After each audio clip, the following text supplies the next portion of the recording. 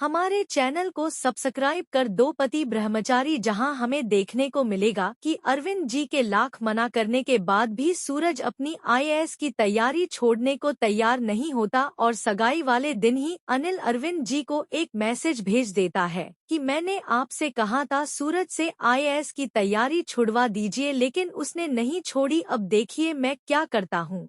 यह मैसेज देखते ही अरविंद जी के पैरों तले जमीन खिसक जाती है, क्योंकि एक तरफ रिया की सगाई की चिंता होती है और दूसरी तरफ अनिल की धमकी। गुस्से और टेंशन में आकर अरविंद जी सूरज पर भड़क उठते हैं और उसे सख्त शब्दों में डांटते हुए सजा देने लगते हैं, जिससे सूरज को काफी चोट पहुंचती है और घर का माहौल पूरी तरह बिगड़ जाता है। घर वाले उन्हें रोकने की कोशिश करते हैं, लेकिन हालात संभलने में वक्त लग जाता है। इसी बीच लड़के वालों के आने का समय हो जाता है और सभी लोग किसी तरह खुद को संभाल कर फिर से सगाई की तैयारियों में लग जाते हैं।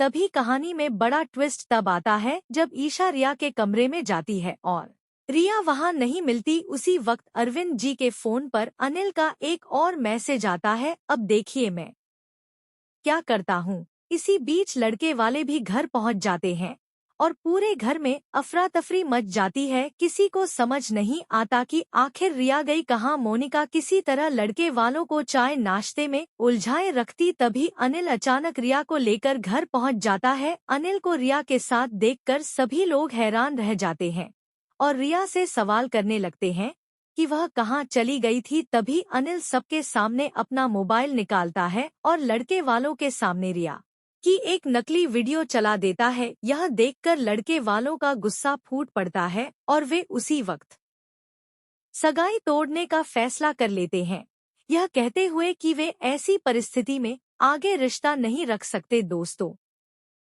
रिया की सगाई टूटते ही पूरा परिवार टूट जाता है और अरविंद जी का सारा गुस्सा सूरज पर निकलता है, क्योंकि उन्हें लगता है कि सूरज की वजह से ही यह सब हुआ है। गुस्से में आकर अरविंद जी सूरज को घर से बाहर निकाल देते हैं और जब ईशा उन्हें रोकने की कोशिश करती है तो वह ईशा को भी सूरज के साथ घर से बाहर जाने के लिए कह देते हैं, यह साफ कहते हुए कि अब इस घर में तुम दोनों के लिए कोई जगह नहीं है। यह सुनकर सूरज भी टूट जाता है और गुस्से में अरविंद जी से कह देता है कि आज मुझे यह समझ आ गया कि ससुराल में बहू को कभी बेटी का दर्जा नहीं दिया जाता। जहां इज्जत नहीं होती वहां रिश्ते सिर्फ नाम के होते हैं।